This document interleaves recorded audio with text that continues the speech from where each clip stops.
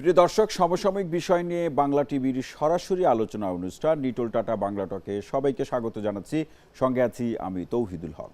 আপনারা জানেন, এই অনুষ্ঠানের মাধ্যমে আমরা দিনের গুরুত্বপূর্ণ ঘটনা কিংবা সপ্তাহের সবচেয়ে আলোচিত ঘটনাগুলো নিয়ে আমরা আলোচনা করি। তারই ধারাবাহিকতা আজকে যে বিষয়গুলো আমরা আলোচনায় রাখব, বিএনপির বেগম খালেদা জিয়ার কারাবন্দিত্বের তৃতীয় বর্ষপূর্তি উপলক্ষে বিএনপির যে আন্দোলনের ঘোষণা, তার প্রেক্ষাপটে আওয়ামী লীগের সাধারণ সম্পাদক যেটি বলছেন যে বিএনপির কাছ থেকে আন্দোলনের কথা শুনতে শুনতে মানুষ ক্লান্ত হয়ে গিয়েছে এবং মানুষ বিএনপি থেকে মুখ ফিরিয়ে নিয়েছে।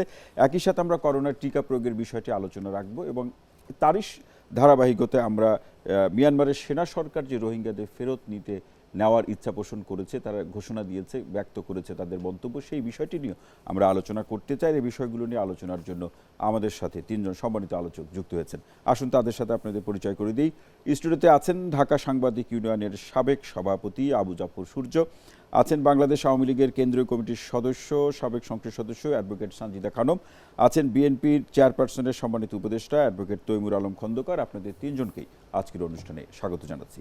আবু জাফর সূর্য, আপনার কাছে আসতে চাই আলোচনার শুরুতেই যে বিষয়টি আলোচনা করলাম, যে আসলে বিএনপির চেয়ারপারসন খালেদা জিয়ার যে মুক্তির কারাবন্দির তৃতীয় বর্ষপূর্তি উপলক্ষে যে ঘোষণা বিএনপি থেকে, তার প্রেক্ষাপটে আওয়ামী লীগের যে জবাব, এই যে দীর্ঘদিনের পরস্পর দোষারোপ কিংবা রাজনৈতিক হুমকি কিংবা পরস্পরের জায়গা থেকে যে বক্তব্য, এই বক্তব্যগুলো আমরা দীর্ঘদিন ধরে শুনছি, আমরা দেখছি, কিন্তু এই বক্তব্যগুলো আসলে আমাদের গণতান্ত্রিক প্রেক্ষাপটে যদি আমরা আলোচনায় নিয়ে আসি, সেক্ষেত্রে আমরা কিভাবে আলোচনা করতে পারি? আবু জাফর সূর্য।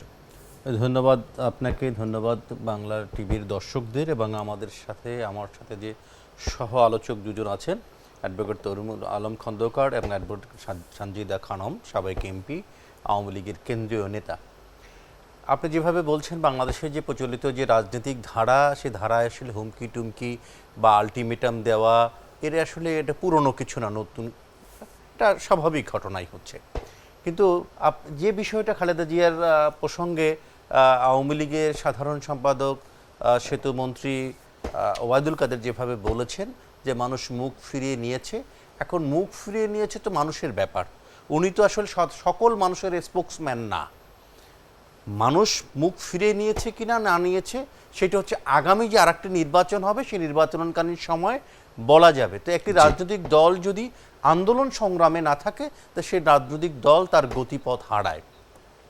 কিন্তু এখান থেকে বিএনপির একটি বিষয়টা হচ্ছে যে দেশে কি বিদ্যমান কোনো সংকট নেই, শুধু খালেদা জিয়ার মুক্তি শুধু বিএনপির মূল এজেন্ডা, ব্যাপারটা তা হওয়া উচিত না।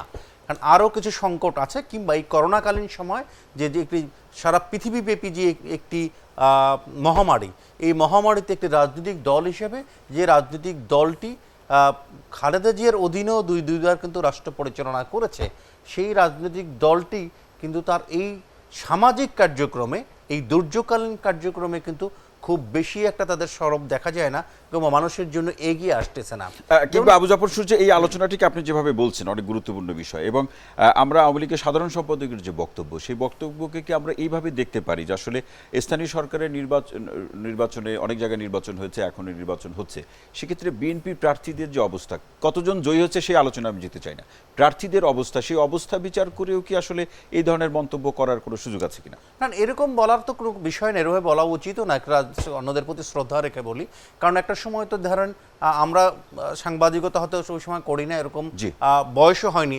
আপনি যদি 79 সময় যদি জাতীয় নির্বাচনের কথা বলেন, ওই সময়টা যদি বলেন, তাহলে আওয়ামী লীগের কী অবস্থা ছিল, এভাবে চিন্তা করা যায় না। একটি রাজনৈতিক দল অংশগ্রহণমূলকভাবে নির্বাচন অনুষ্ঠান অংশগ্রহণ করছে, এটা একটা ভালো দিক। ছোট করে দেখার কোনো সুযোগ এবং তাচ্ছিল্য করা, এটা কিন্তু একসময় ক্ষতি টেনে আনতে পারে। জি, অসংখ্য ধন্যবাদ আবু জাফর সূর্য। অ্যাডভোকেট তৈমুর আলম খন্দকার, আপনার কাছে আসতে চাই, যেটা আওয়ামী লীগের সাধারণ সম্পাদক যেটি বলছিলেন, যে আসলে আপনাদের আন্দোলনের উপরে জনগণ ভরসা রাখতে পারছে না কিংবা মুখ ফিরিয়ে নিচ্ছে, তাহলে আসলে আপনাদের আন্দোলনের ধরনটা কেমন, যে ধরন দেখে জনগণ মুখ ফিরিয়ে নিচ্ছে, নাকি আসলে এটি শুধু রাজনৈতিক বক্তব্যের মধ্যেই দেখবেন? এবং আবু জাফর সূর্য কিন্তু তার আলোচনায় অনেকগুলো বিষয় কিন্তু গণতান্ত্রিক প্রেক্ষাপটে উল্লেখ করেছেন। আপনার বিশ্লেষণ শুনতে চাই অ্যাডভোকেট তৈমুর আলম খন্দকার। বিষয়টা হলো যে আওয়ামী লীগও কিন্তু বলে একটা কথা, যে তারা 21 বছর ক্ষমতার স্বাদ পায় নাই, দ্যাট ইজ 21 বছর তারা বাইরে ছিল। এখন প্রশ্নটা হলো যে আমি সবকিছুর পরে একটা জিনিস আমি বলতে চাই যে মিথ্যার কাছে এই জাতিটা পরাজিত হয়ে গেছে। সাংবাদিক মহোদয় একটা কথা বললেন যে আগামী নির্বাচনে বোঝা যাবে কে কতটুকু কার কি জনপ্রিয়তা আছে, এই ধরনের একটা কথা বললেন। আমি বলতে চাই যে বাংলাদেশে আর কোনোদিন নির্বাচন হবে না।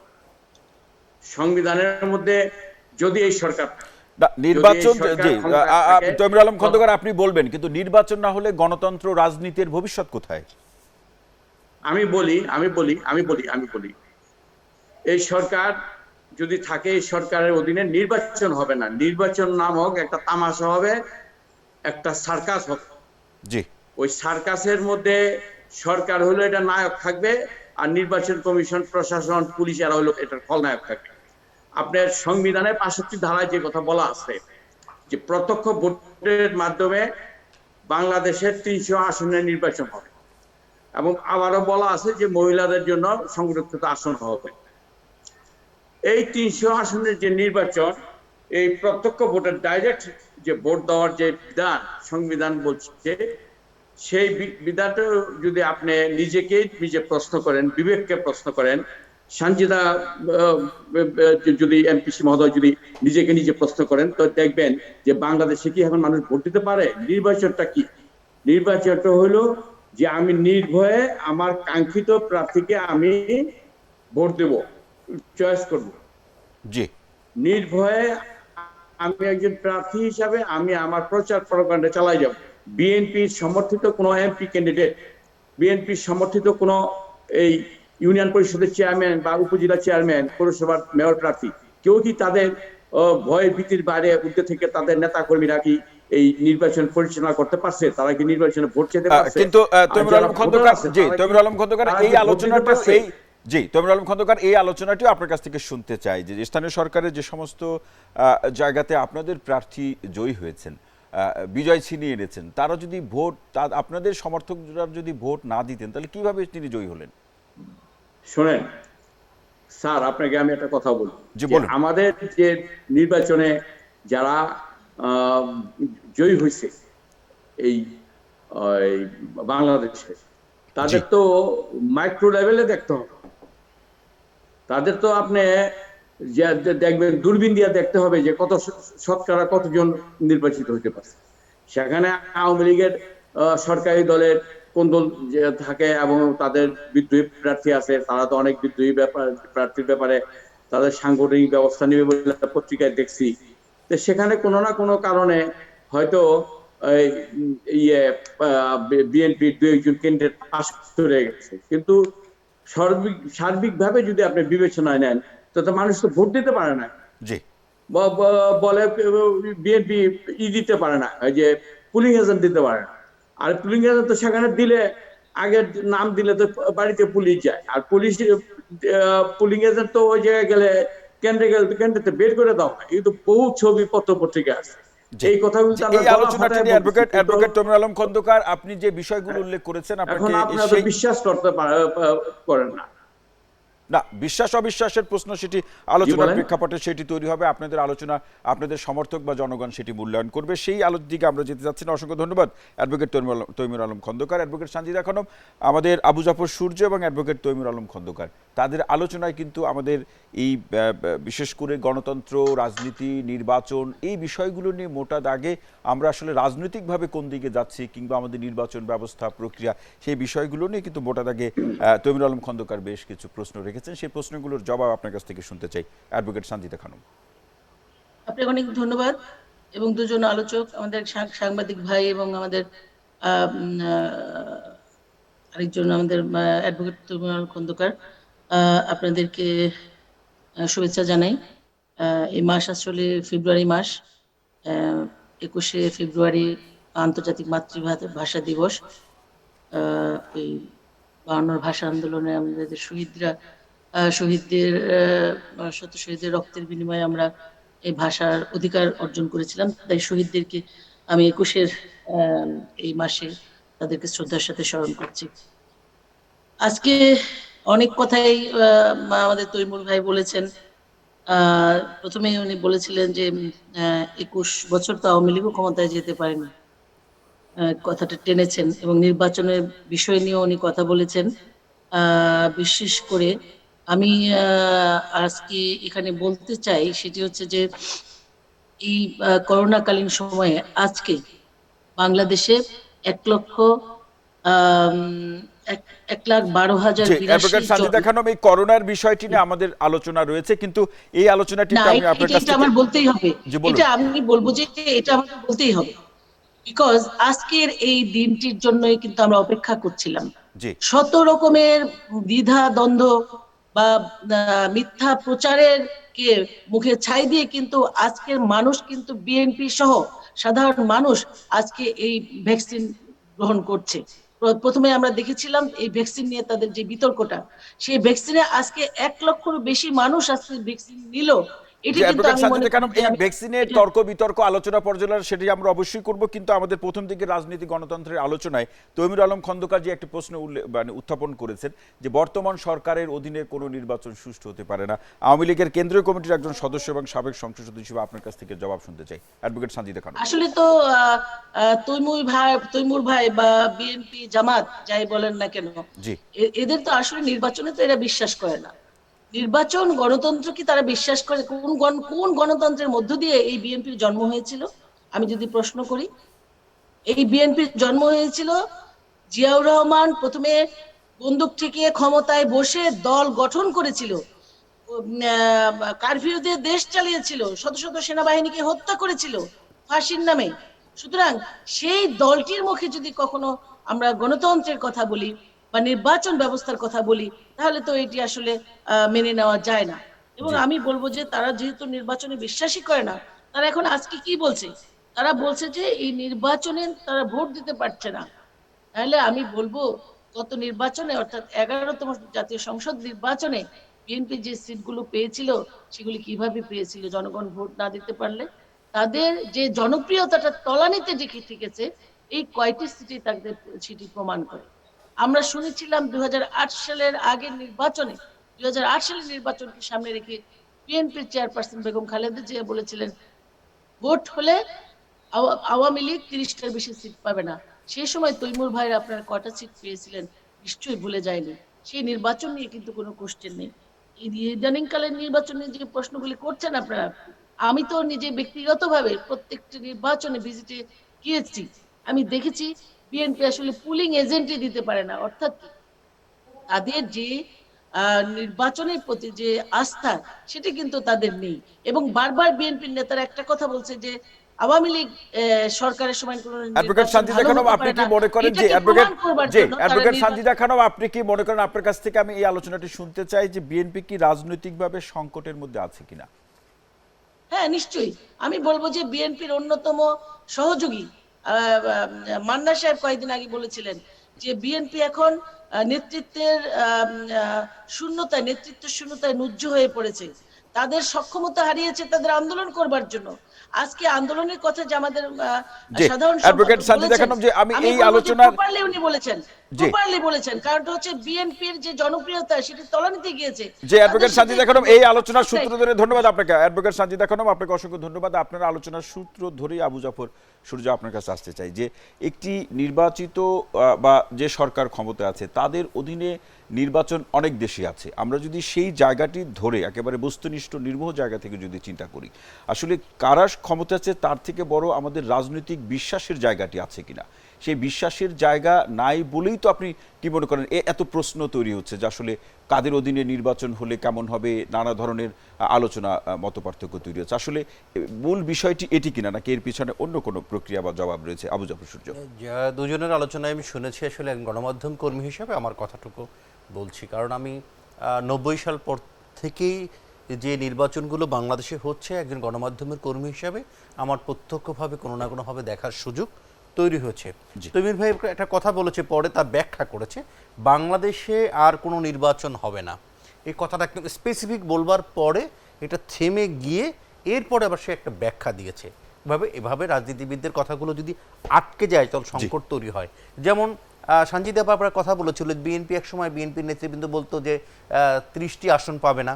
জনগণ কিন্তু সেই উত্তর কিন্তু জনগণই দিয়ে দিয়েছে যে বিএনপিকে 30টি আসন দিয়েছে, যে আওয়ামী লীগ 30টি আসনই পাবে না, বাট বিএনপিকে 30টি আসন দিয়েছে। যদি আবার এরকম আওয়ামী লীগের ঘরানা থেকেও অপরাপর রাজনৈতিক দল গোষ্ঠীকে যদি তাচ্ছিল্য করে বলে, তার জবাব কিন্তু পাওয়ার জন্য অপেক্ষা থাকতে হবে। এইভাবে খুব উচ্ছ্বাস নিয়ে কিংবা একজনকে তাচ্ছিল্য করে বলা না বলাটাই আমার কাছে মনে হচ্ছে ভালো। রাজনীতির যে প্রক্রিয়া বা চর্চার যে জায়গাটা গণতান্ত্রিক যে বিধি ব্যবস্থায়, তাতে হচ্ছে যে আপনি চর্চাটা করবেন, গণতন্ত্র চর্চার বিষয়, এটা আপনি বলে কয়ে কিংবা কিতাবি ঢঙে এইটা কিন্তু হবে না। কিংবা আবু জাফর সূর্য প্রথম দিকের আলোচনা আপনি এটা উল্লেখ করছিলেন যে আসলে দেশের প্রয়োজনে, মানুষের প্রয়োজনে রাজনৈতিক দলগুলোর যে রাজনীতির বাইরে যে সামাজিক দায়িত্ববোধের যে জায়গাটি, সেই জায়গাটি যদি আমরা আবার আলোচনায় নিয়ে আসি সূত্র ধরে তার ধারাবাহিকতায়, তাহলে আমাদের একটা প্যান্ডেমিক সিচুয়েশন চলছে, আমাদের রাজনৈতিক দলগুলো কতটা ভূমিকা পালন করেছে, মানুষের পাশে দাঁড়িয়েছে, সেটি তো জনগণের পাশে দাঁড়ানোই তো রাজনীতির মূল বক্তব্য। আপনি যে কোনো সংকটের কথাই বলেন না কেন, আপনার রাজনীতিক এই যে ক্ষমতায় যাওয়ার জন্য যদি বলেন কেয়ারটেকার গভর্নমেন্ট লাগবে, এটা লাগবে, সেটা লাগবে, ব্যাপারটা কিন্তু ওরকম না। আপনি হচ্ছে যে উদ্দেশ্যটা জনগণের কল্যাণটা করা, আপনার যে জায়গাটা, সেখানে ক্ষমতায় না থেকেও আওয়াজটা, ভয়েসটা রেস করা যায় যে এইখানে সংকট রয়েছে। এই যে মহামারীর জায়গায় সরকার যারা পরিচালনা, রাষ্ট্র যারা পরিচালনা করছে, তাদের যে সংকটগুলো এটা চোখে আঙুল দিয়ে দেখানো সম্ভব ছিল, কিন্তু সেটা না করে। কিংবা এখানে আবু জাফর সূর্য এটি খুব ছোট্ট করে শুনতে চাই, আমরা বিরতিতে যাব অন্য দুজনের আলোচনা শুনে।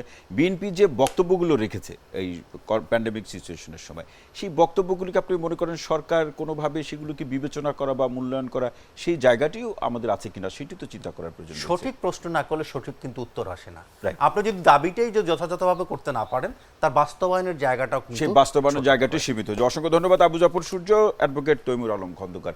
আমরা যদি আবু জাফর সূর্যের শেষ মন্তব্য নিয়ে যদি আপনার কাছে আসি, যে আপনাদের যে ভয়েস কিংবা আপনাদের যে প্রতিবাদী আন্দোলন অথবা কণ্ঠস্বর, সেটি যদি সঠিকভাবে উপস্থাপনের একটি বিষয় আলোচনায় এসেছে, আপনারা সরকারকে সঠিক পরামর্শ বা জনগণের যে সংকটের জায়গাগুলো কতটা সঠিকভাবে গণতান্ত্রিকভাবে রাজনৈতিক প্রক্রিয়া অনুসরণ করে উপস্থাপন করতে পেরেছেন, অ্যাডভোকেট তৈমুর আলম খন্দকার। এখন তো ধন্যবাদ আপনাকে, সাংবাদিক মহোদয়কে ধন্যবাদ। এখন তো সবাই আমরা রাজনীতি করি, আগে তো উকিলরা রাজনীতি করতো, এখন টিচার বলেন, সাংবাদিক বলেন, তারাও পক্ষপাতিত্ব করে। এখন প্রশ্নটা হলো কথা বলে না, প্রতিদিনই বিএনপি কথা বলতেছে এবং এর পাল্টা উত্তরে আওয়ামী লীগের থেকে আওয়ামী লীগের মুখপাত্র ওবায়দুল কাদের সাহেব কিন্তু কথা বলতেছেন, তিনিও কিন্তু কথা বলতেছেন এবং প্রত্যেকটা কথাই বিএনপি কে টেনে কথা বলতেছেন, বিএনপির বিরুদ্ধে কথাগুলি বলতেছেন। আপনি পত্রিকা দেখেন, টিভিতে দেখেন, এবং বিএনপির সরকারের অন্যান্য মন্ত্রী, বিশেষ করে তথ্যমন্ত্রী কি বলে আপনারা দেখেন। আপনার যে এই নির্বাচনী ব্যবস্থা সম্পর্কে সাংবাদিক মহোদয় সাহেব একটু হয়তো মাইন্ড করছেন যে আমি বলছি যে বাংলাদেশে নির্বাচন হবে না। এই সরকার থাকতে নির্বাচন বলতে, সাংবিধানিক নির্বাচন বলতে, সংবিধানে যেই ডেফিনিশন দেওয়া আছে সেই নির্বাচন হচ্ছে না। আপনি আওয়ামী লীগের সাধারণ সম্পাদক ওবায়দুল কাদেরের ভাই যে আব্দুল কাদের মির্জা, তার বক্তব্যটা শুনেন, সে কি বলতেছে, তার এলাকার নির্বাচন সম্পর্কে সে কি বলছে, এবং চট্টগ্রামে যে নির্বাচন হয়েছে সেই নির্বাচন সম্পর্কে সে কি প্রশ্ন করছে। এই লোক তো আর না, এই লোক তো আর বিএনপির সমর্থক না। তারপরে বাংলাদেশের 42 জন বিশিষ্ট নাগরিক যারা শিক্ষকতা করেন, যে তার নিজ নিজ অবস্থানে যাদের কন্ট্রিবিউশন আছে জাতির প্রতি, তারা তো আর বিএনপি করে না। তারাও তো এই নির্বাচন কমিশনের বিরুদ্ধে স্পেসিফিক এলিগেশন আইনা মহামান্য রাষ্ট্রপতির সাক্ষাৎকার প্রার্থনা করেছে। মহামান্য রাষ্ট্রপতি তো কোনো দলের না, কোনো ব্যক্তির না। তিনি যখন শপথ গ্রহণ করেন, শপথ গ্রহণ করার পর থেকে তিনি একটা জাতীয় প্রতিষ্ঠান, যে প্রতিষ্ঠানের দায়িত্ব হলো জনগণকে রক্ষা করা, সার্বভৌমত্বকে রক্ষা করা, গণতন্ত্রকে রক্ষা করা, সংবিধানকে রক্ষা করা। এই মহামান্য রাষ্ট্রপতির কাছে 42 জন বিশিষ্ট নাগরিক সাক্ষাৎকার চেয়েও তো পাচ্ছেন না। তো এই সবকিছু মিলে যদি আপনি বিবেচনা নেন যে দেশে গণতন্ত্র কি পরিমাণ আছে এবং বাক স্বাধীনতা কোথায় আছে।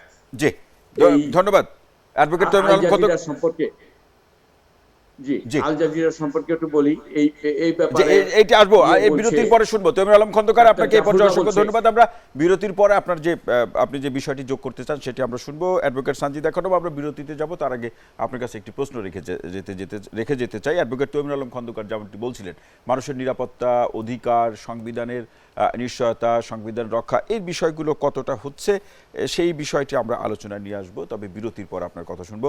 প্রিয় দর্শক, আপনারা দেখছেন নিটল টাটা বাংলা টক অনুষ্ঠান। নিচ্ছি ছোট্ট বিরতি, আশা করি ফিরে এসে আপনাদের কাছেই পাবো।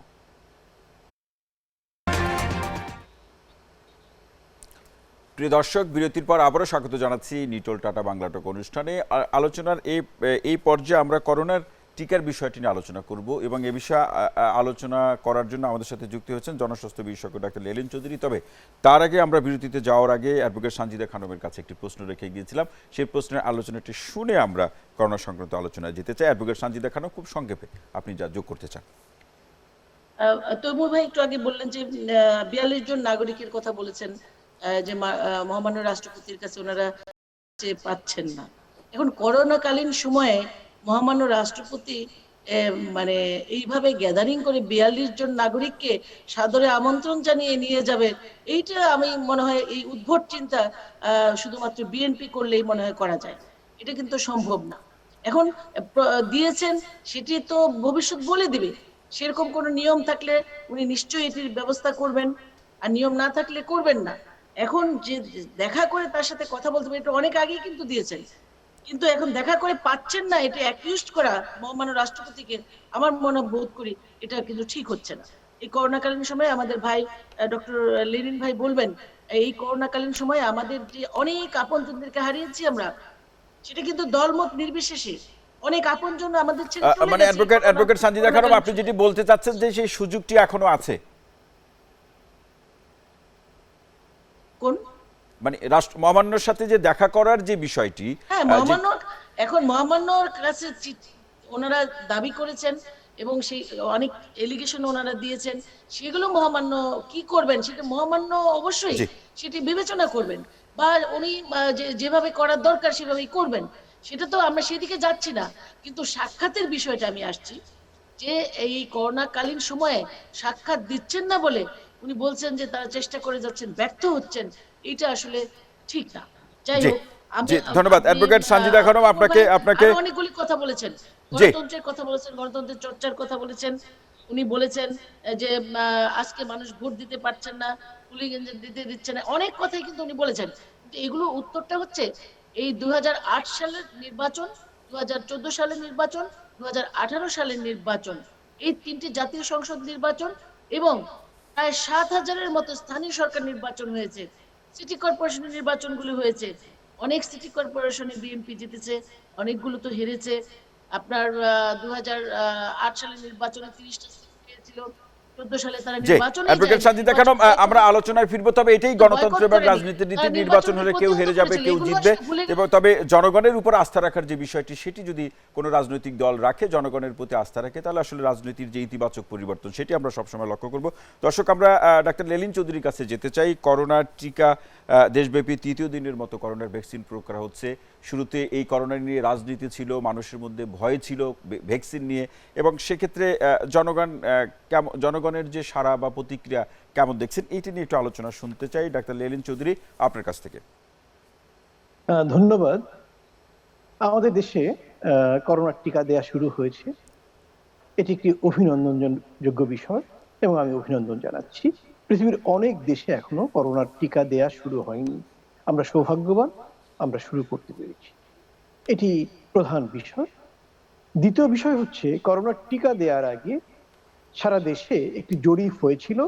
ঢাকা বিশ্ববিদ্যালয়ের হেলথ ইকোনমিক্স ডিপার্টমেন্টের সাথে আরো দুটো প্রতিষ্ঠান মিলে জরিপ করেছিল। সেখানে দেখা গিয়েছিল 32% মানুষ তারা বলেছে প্রথমেই তারা টিকা নেবে, 52% মানুষ বলেছিল অন্যেরা নিলে তারপরে দেখে শুনে তারা নেবে, এবং বাকি 16% মানুষ তারা টিকা নিতে আগ্রহী না।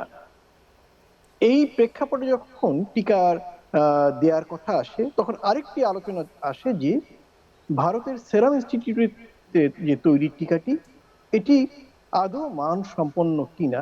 এতে আমাদের দেশের একজন প্রখ্যাত চিকিৎসক অগ্রণী প্রফেসর ডক্টর জাফরুল্লাহ চৌধুরী তিনিও এই প্রশ্নটি তোলেন।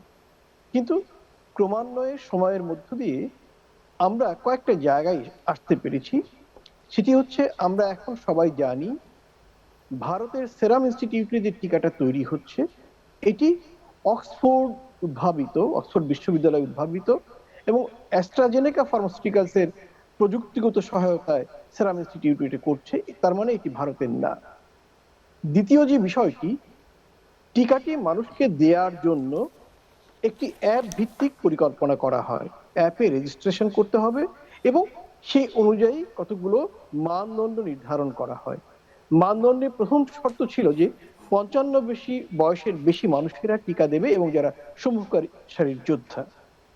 কিন্তু আমরা লক্ষ্য করলাম, তখনই আমাদের আশঙ্কা ছিল যে বাংলাদেশের অধিকাংশ মানুষ বিত্তহীন, নিম্নবিত্ত প্রান্তিক মানুষ, অথবা বয়স্ক মানুষ, অথবা যাদের অ্যান্ড্রয়েড মোবাইল ডিভাইস যাদের আয়ত্তে নেই, এরা অ্যাপ ভিত্তিক রেজিস্ট্রেশন করা তাদের জন্য কঠিন হয়ে যাবে। এই জায়গাতে ডক্টর লেলিন চৌধুরী, আপনি প্রসঙ্গটি যেহেতু উল্লেখ করলেন, আমি একটু আলোচনায় আসতে চাই যে আসলে এই যে অ্যাপসের নিবন্ধন করা কিংবা মানে টিকাদান কেন্দ্রে গিয়ে তালিকাভুক্ত হওয়া, এর আসলে এটাকে খুব সহজ করে বা বিকল্প কোনো ভাবনা, কারণ এখনো জনগণের অনেকেই বলছেন যে, বিশেষ করে আপনি যেমনটি বললেন যার অ্যান্ড্রয়েড সেট নাই কিংবা এই প্রক্রিয়াগুলো জানার ক্ষেত্রে তো কিছু জানাশোনার প্রয়োজন রয়েছে, তো এক্ষেত্রে আসলে আমাদের আরো সহজ করে ভাবার সুযোগ ছিল কিনা, বা এখনো তো সেই সুযোগ রয়েছে? আমরা শুরুতেই আশঙ্কা প্রকাশ করেছিলাম যে এই পরিকল্পনাটি বাংলাদেশের মানুষ তাদের যে আর্থ সামাজিক মনস্তাত্ত্বিক অবস্থা তার সাথে সঙ্গতিপূর্ণ নয়। জি। এবং আমরা লক্ষ্য করলাম ভ্যাকসিন দেওয়ার শুরুতেই এই জায়গায় হোঁচট খেলো।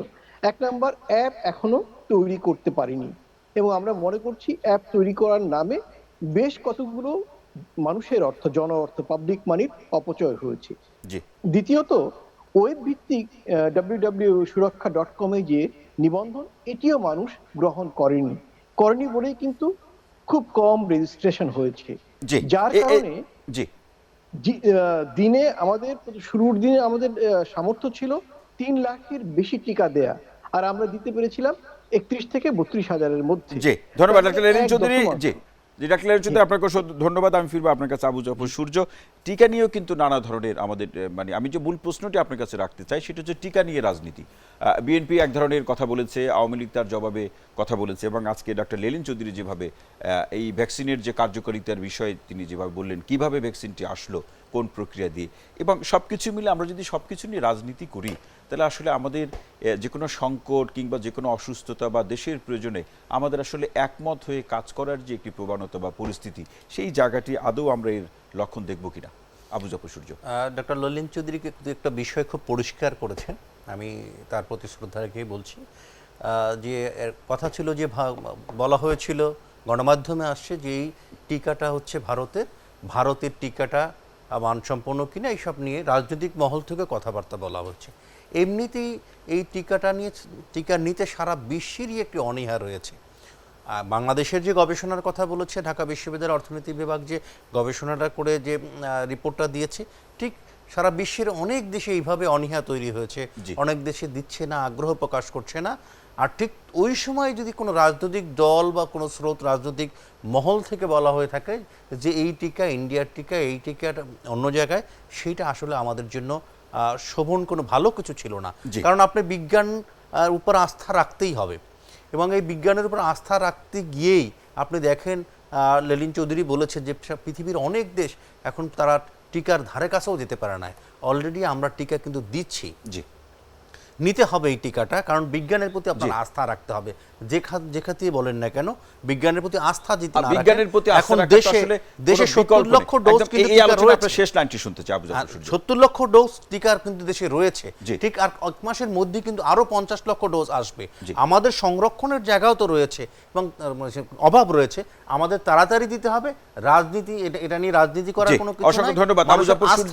জি, অসংখ্য ধন্যবাদ অ্যাডভোকেট তৈমুর আলম খন্দকার। টিকা নিয়ে আপনাদের দলের নানা ধরনের বক্তব্য রয়েছে, অনেক সিনিয়র নেতারা নানা ধরনের বক্তব্য তারা রেখেছেন। টিকা প্রয়োগের পরে আমি যদি একেবারে আলোচনাটাকে সংক্ষিপ্ত করে নিয়ে আসি, এখন আপনাদের ভাবনা কি, বা এখন আপনাদের ভাবনা কেমন, অ্যাডভোকেট তৈমুর আলম খন্দকার?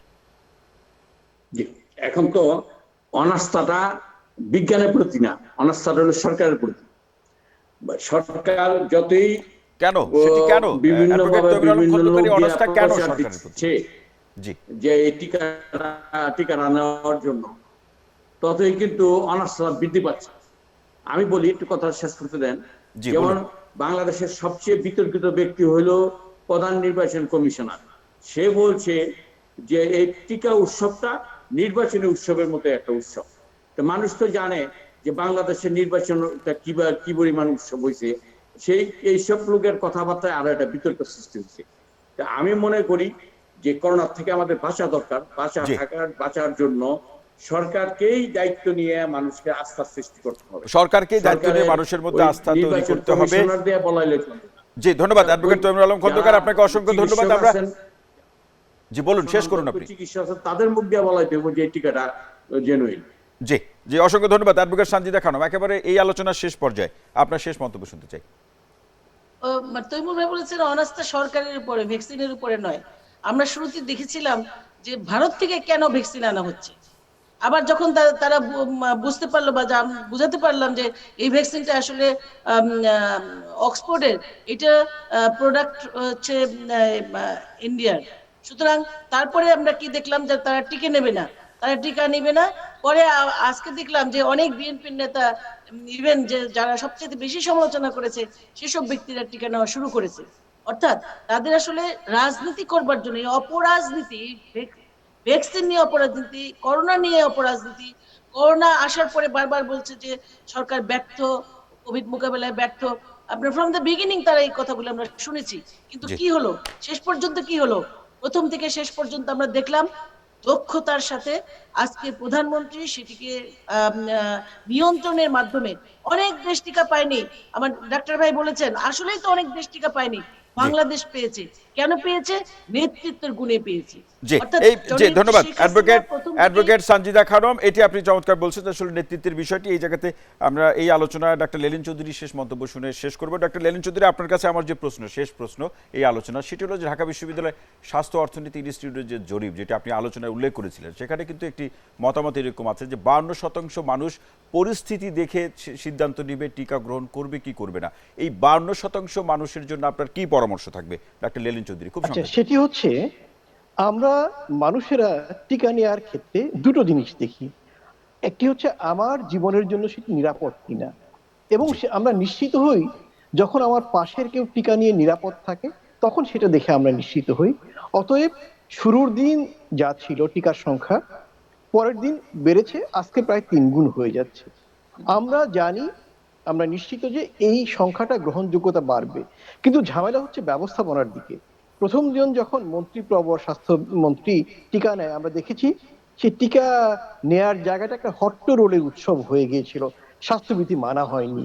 জি তারপর যে ক্রাইটেরিয়াগুলো ঠিক করেছিল সেখানেও কিন্তু তারা মেনটেন করতে পারেনি, কারণ এখন শুধু এনআইডি কার্ড নিয়ে টিকার জায়গায় গেলেও কিন্তু টিকা নেওয়া যায়। তার মানে তাদের জি পরিকল্পনা এবং বাস্তবায়নের মধ্যে সেতু বন্ধুরা যথার্থ তৈরি হয়নি। জি আমার প্রত্যাশা সেক্ষেত্রে থাকবে করণীয় কি লেলিন যে চৌধুরী? আমরা একেবারে শেষ পর্যায়ে করণীয় কি এক লাইনে শুনতে চাই ডাক্তার লেলিন করণীয় চৌধুরী। হচ্ছে যে আমরা করোনা মোকাবেলায় প্রথম থেকে যে অদক্ষতা অব্যবস্থাপনা দেখেছিলাম, আমরা প্রত্যাশা করব টিকা দেওয়ার ক্ষেত্রে যেন সেই অব্যবস্থাপনা অদক্ষতা না জি থাকে, এবং জি মানুষের মনোভাব বুঝে বাস্তবসম্মতভাবে পরিকল্পনাটা জি সাজানো। অসংখ্য ধন্যবাদ। দর্শক, আমরা ডিটেল টাটা বাংলা টক অনুষ্ঠানে একটি বিরতিতে যাব। তার আগে ডাক্তার লেলিন চৌধুরী, অ্যাডভোকেট তৈমুর আলম খন্দকার এবং অ্যাডভোকেট সানজিদা খানম, আপনাদের তিনজনকে অসংখ্য ধন্যবাদ এই আলোচনায় যুক্ত হওয়ার জন্য। দর্শক, নিচ্ছে ছোট্ট বিরতি, আশা করি আপনাদের ফিরে এসে সাথেই পাবো।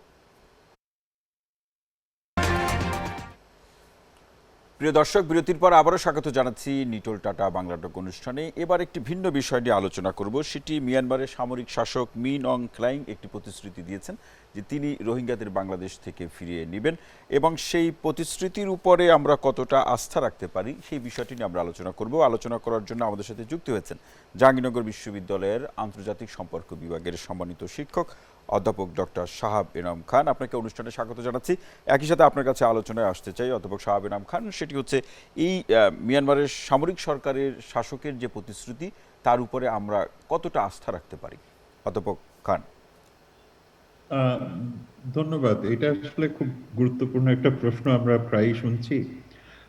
এটার 3টা ডিমেনশন আছে। প্রথম ডিমেনশনটা হলো যে মায়ানমারে যে পরিবর্তনটা এসছে, এতে কি রিপ্যাট্রিয়েশন প্রসেসটা চেঞ্জ হবে কিনা, এটার সম্ভাবনা খুব কম, কারণ এটা রিপ্যাট্রিয়েশনটা কোনো অবস্থাতেই তাদের গণতান্ত্রিক ব্যবস্থার সাথে রিলেটেড ছিল না, এটা পুরোটাই কন্ট্রোল ছিল হলো মিলিটারিকে দিয়ে। সুতরাং এখন মিলিটারি যখন ক্ষমতায় এসছে তখন এটা অনেক বেশি ফোকাসড হয়ে গেল এবং আমাদেরকে এখন মিলিটারি টু মিলিটারি এনগেজমেন্টের দিকে যেতে হবে। এটা হলো এক নাম্বার। দ্বিতীয় হলো যে মায়ানমারের অতীতেও এটাকে ঝুলিয়ে দেওয়ার একটা প্রবণতা সবসময় ছিল।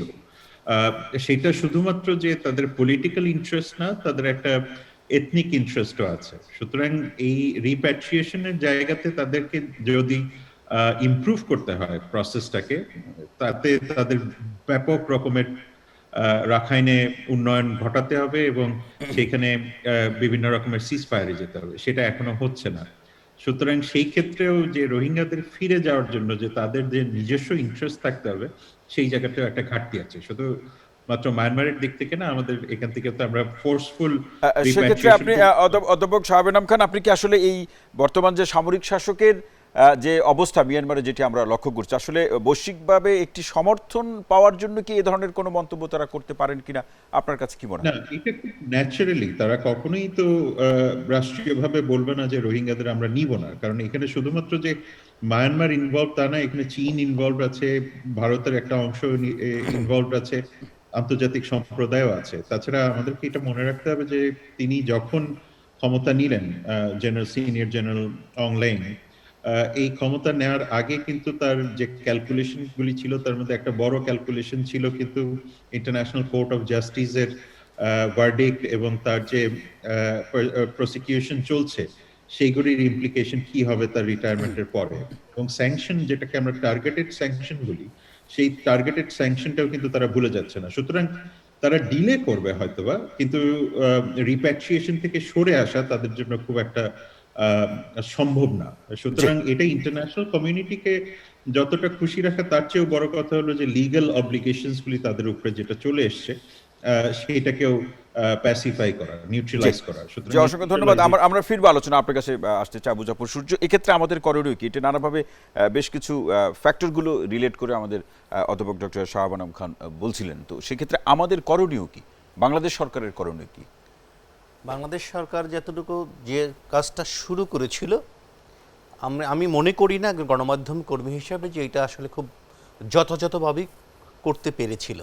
রোহিঙ্গাদের ফেরত পাঠাবার বিষয় নিয়ে আরও একটি হওয়া দরকার ছিল, কারণ প্রফেসর শাহাব এনাম খান যে জিনিসটা বলেছে যে আসলে চায়না কিংবা ভারতের একটা অংশ, ভারতের অংশ মানে কি ভারত, জি, তো এবং তাদের তো কিছু মিয়ানমারে কিছু আন্তর্জাতিক বন্ধু রয়েছে, যেভাবেই বলি না কেন গত 60 বছর পর্যন্ত কিংবা তার কম বেশি মিলিয়ে ওখানে সামরিক শাসনই রয়েছে। যে কয়টা দিন অং সান সুচি কোনো না কোনোভাবে সে রাষ্ট্র পরিচালনা করেছে এবং তার সেনাবাহিনী বা সামরিক জান্তার মুখের দিকে তাকিয়েই কিন্তু করতে হয়েছে। সুতরাং সেই সামরিক জান্তার ভাষাটাই কিন্তু গত 5 বছর 7 বছর এই রোহিঙ্গার বিষয়ে ছিল। কিন্তু তারপরে একটু আশার আলো দেখবার জায়গাটা হচ্ছে এই যে এর আগেও 2বার কিন্তু রোহিঙ্গা বাংলাদেশে অনুপ্রবেশ করেছে রোহিঙ্গারা, কিন্তু তার মধ্যে কিছুটা অংশ কিন্তু সামরিক জান্তারাই ফেরত নিয়েছে। কিন্তু অং সান সুচি, এই যে সিভিল গভর্নমেন্টের যে লোক, তারা কিন্তু এটা নিয়ে আলোচনাই সামনের দিকে আগাতে চায় না, পারে না। তো আমি আপনার ওই কথাটা আমি একমত। প্রফেসর শাহাব এনাম খান উনি এই বিষয়ে অভিজ্ঞ, ওনার সাবজেক্টই হচ্ছে এটা, তো সেক্ষেত্রে উনি যেটা বলবেন ওনার বিশ্বাস থেকে বলি। আর আমার বিশ্বাসটা হচ্ছে যে এখন যে সামরিক জান্তা, তারা কিন্তু তাদের নাগরিককেও কিন্তু একটা প্রতিশ্রুতি দিয়েছে যে আমরা 1 বছরের মধ্যে নির্বাচন দেব, মানে তার নাগরিককে থামাবার চেষ্টা করছে এবং বৈশ্বিকভাবে একটি সমর্থন নেওয়ার জন্য। ওখানে তারা ধারাবাহিকভাবে বলছে না যে আমরা যে আলোচনাটা চালিয়ে যাচ্ছিলেন অং সান সুচি রোহিঙ্গা ফেরত নেওয়ার ব্যাপারে, সেটা আমরা করতে যাচ্ছি এবং আমরা ফেরত নেব। আলোচনার সুযোগটি তারা না, এটা স্বাভাবিক আলোচনা জানানো, কারণ ওনারা রাষ্ট্র ক্ষমতা নিয়েছে, তার জন্য কিন্তু বাংলাদেশকে একটি ব্যাখ্যা দিয়েছে। এই ব্যাখ্যা ব্যাখ্যা না দিয়েছে, জি। দিলেও পারতেন। জি, ধন্যবাদ এটা আবু হচ্ছে জাফর। বাংলাদেশের সাথে সম্পর্ক একটু করবার জন্য যে না তোমরা রাগ গোসা হয়ে ওঠো না, জি, আমরা একটা আবু জাফর সূর্য, জি অসংখ্য ধন্যবাদ। অধ্যাপক ডক্টর শাহাব খান, আলোচনায় আসতে চাই, খুব ছোট্ট করে শুনতে চাই আমাদের আবু জাফর সূর্য নানাভাবে আমাদের করণীয় অর্থাৎ সরকারের করণীয় সম্পর্কে বলছিলেন। আপনার কাছ থেকে একই বিষয় শুনতে চাই, যেভাবে আমাদের সরকার এই বিষয়টি রোহিঙ্গা প্রত্যাবাসনের বিষয়টি ডিল করছে, নানাভাবে যোগাযোগ করছে আন্তর্জাতিক সম্পর্ক প্রেক্ষাপটে সংস্থাগুলোর সাথে, দেশের সাথে, শক্তিশালী দেশগুলোর সাথে, এর বাইরে আর করণীয় আপনি কিছু দেখছেন কিনা অধ্যাপক? অনেক কাজ করণীয় আছে। প্রথম কথা, আমি যখন বললাম যে ভারতের একটা অংশ, সেখানে বলতে বোঝাচ্ছি যে মিলিটারি একটা অ্যাপ্রোচ আছে, পলিটিক্সের একটা অ্যাপ্রোচ আছে, ব্যুরোক্রেসির একটা অ্যাপ্রোচ আছে। সো ব্যুরোক্রেসির অ্যাপ্রোচটা, যেটাকে তারা বলে সাইলেন্ট ডিপ্লোমেসি, পলিটিক্যালি রোহিঙ্গাদেরকে ওখানে ফেরত পাঠিয়ে দেওয়ার জন্য যথেষ্ট রকমের ব্যবস্থা গ্রহণ করা হয়েছে, অনেকে রিলোকেশন করে জম্মু কাশ্মীরেও পাঠিয়ে দেওয়া হয়েছে। সুতরাং এখানেও ভারতের যে একটা কনসিস্টেন্সি থাকার কথা, সেই কনসিস্টেন্সির জায়গাটা নেই। সে কারণে একটা অংশ এই সাইলেন্ট ডিপ্লোমেসির মধ্যে আছে। দ্বিতীয় যে জিনিসটা, সেটা হলো যে রিপ্যাট্রিয়েশনের ক্ষেত্রে বাংলাদেশের কি করা দরকার। প্রথম কথা, যেটাকে আমরা বলি যে মিলিটারি ডিপ্লোমেসি, এই কারণে military has a different language altogether.